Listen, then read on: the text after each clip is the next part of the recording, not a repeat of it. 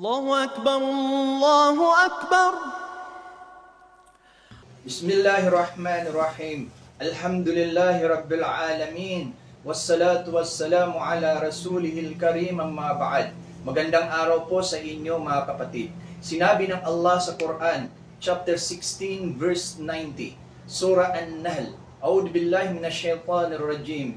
Inna Allah ya'muru bil 'adli wal ihsani wa ita'i dhil qurba wa yanha 'anil fahsai wal munkari wal baghi ya'idukum la'allakum tadhakkarun. Mga kapatid, sa malapit na kahulugan niya, ang Allah ay ipinag-uutos niya ang katarungan, ang paggawa ng mabuti, ang pagkabukas palad sa mga kamag-anak, at ipinagbabawal niya ang lahat ng kahiyahiyang gawain at kawalan ng katarungan at paghihimagsik. Siya ay nagtuturo sa inyo upang kayo ay makatanggap ng paalala.